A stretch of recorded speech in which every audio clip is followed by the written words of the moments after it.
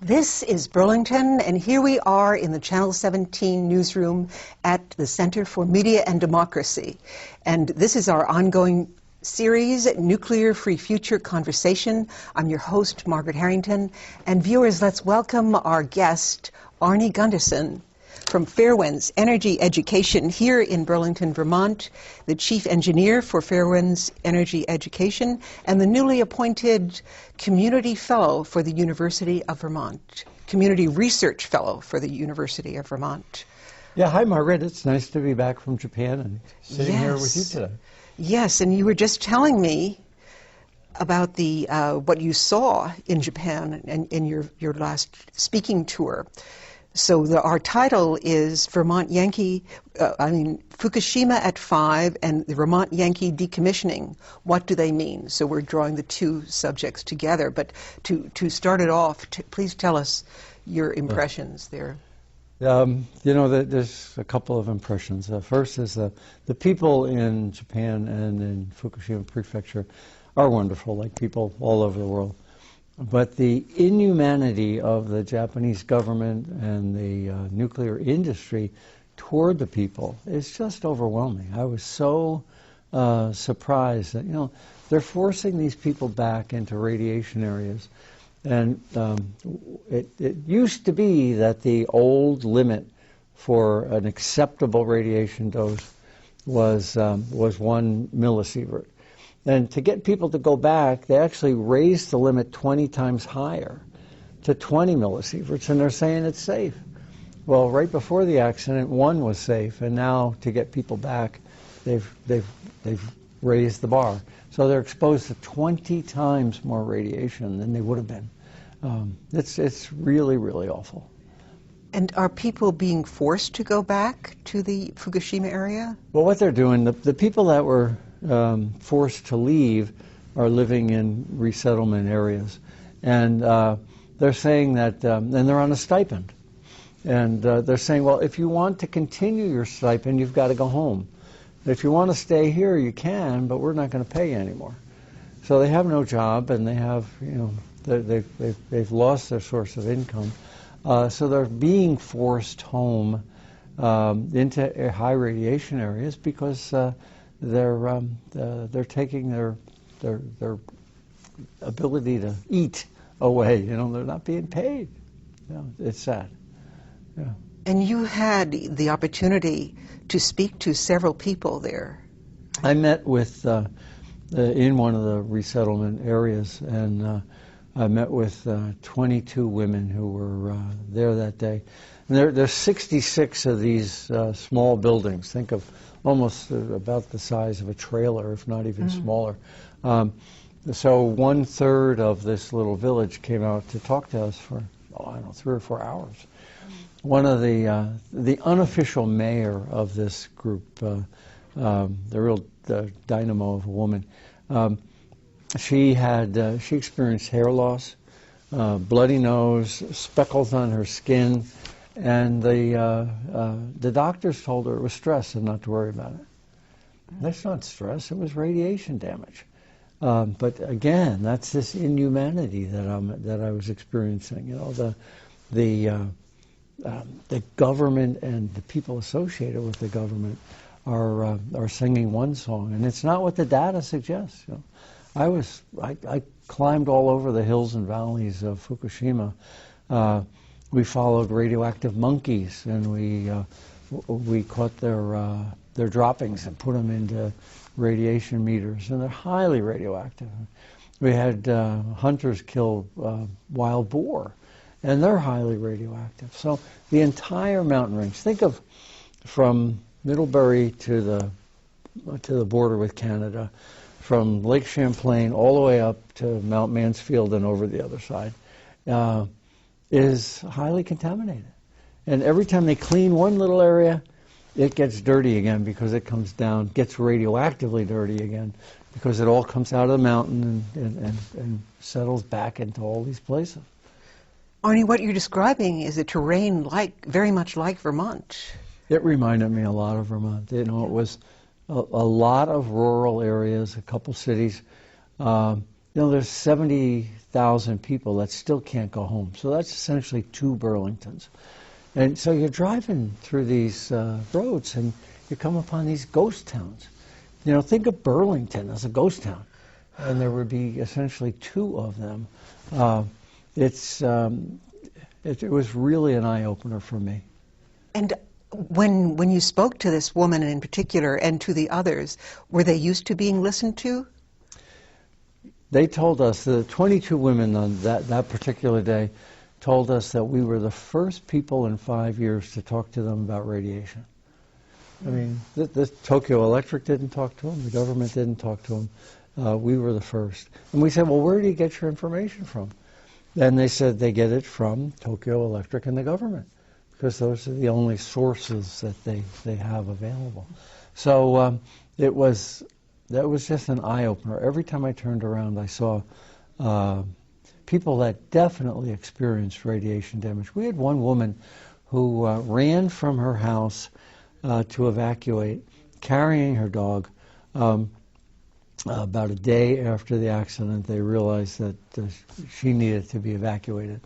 And so she runs barefoot to her car, gets in her car, drives to the resettlement community. She's highly radioactive.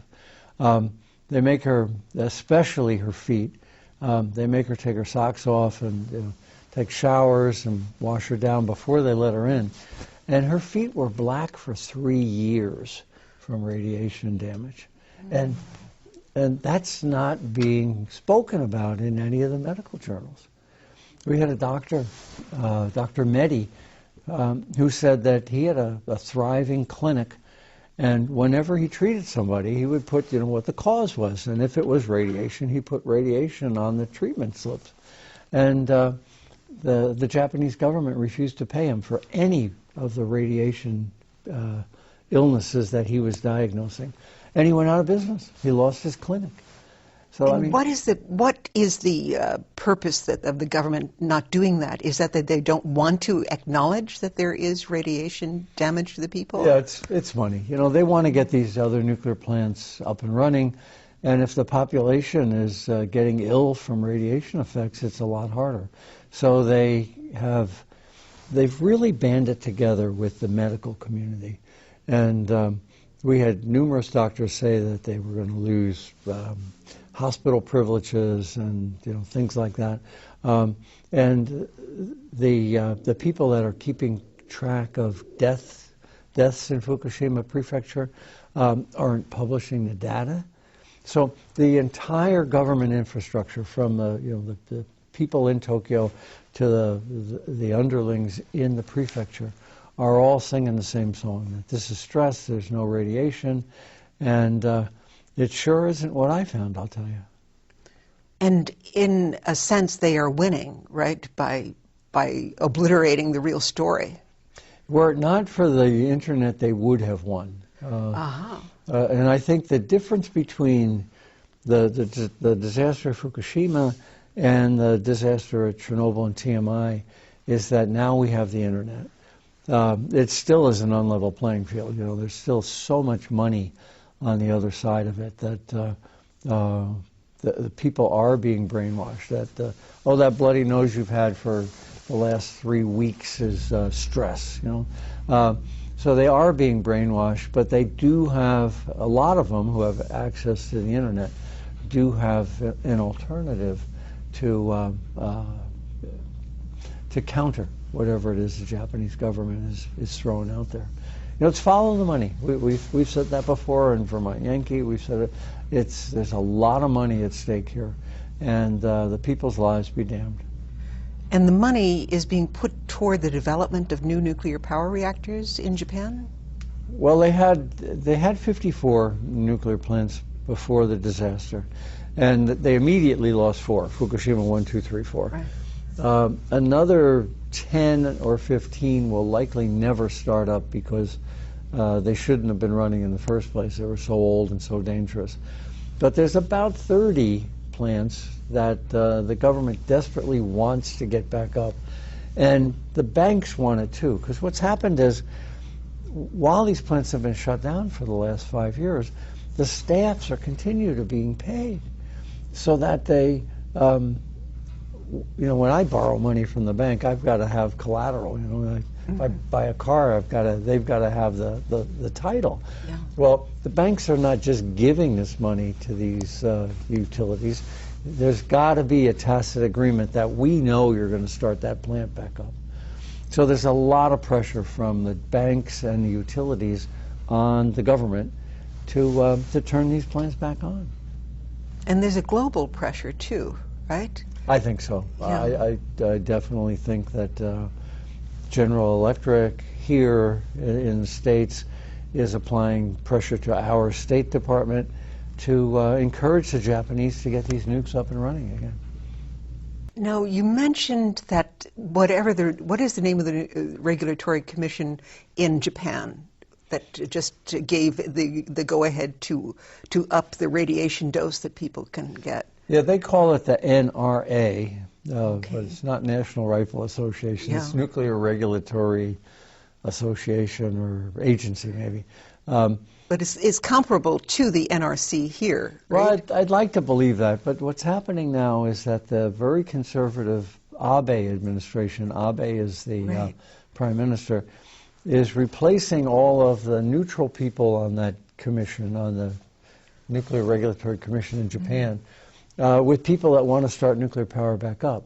So over the 5 years that it was running so far, it was reasonably objective and a pretty good watchdog. But in the last 6-7 months, any of the people on that commission who really felt that nuclear plants should be properly regulated are being thrown off the commission and being replaced with people. Actually, these guys have actually been paid by Tokyo Electric, and now they're on the board overseeing Tokyo Electric. Not objective at all. This is, Arnie, you have called the Fukushima triple meltdown the greatest industrial accident ever. Mm-hmm.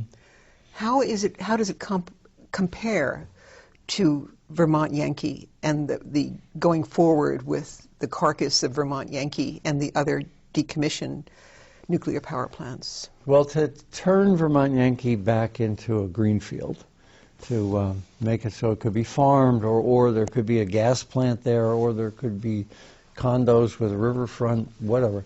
To turn it back into a greenfield at Vermont Yankee would cost about $1 billion.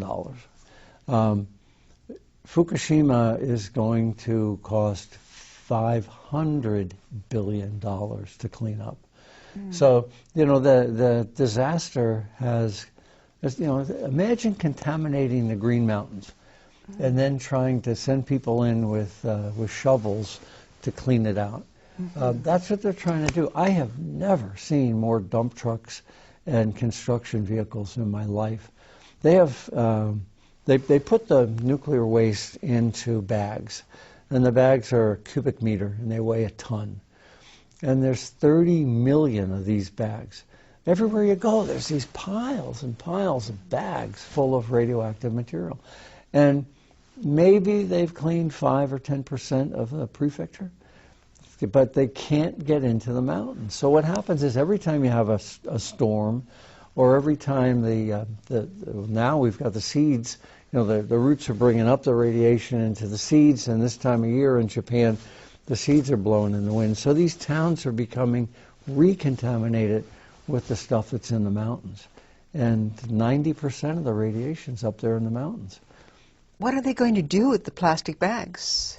They are asking that question. They're talking about incineration. But my problem with that is that all of this radiation now is going to be revolatilized. It's going to go right back up into the atmosphere. So essentially we'll have a second Fukushima because we'll be blowing this stuff up into the sky again. They claim that they'll trap it all inside the incinerator. But the measurements I took show that that's not happening.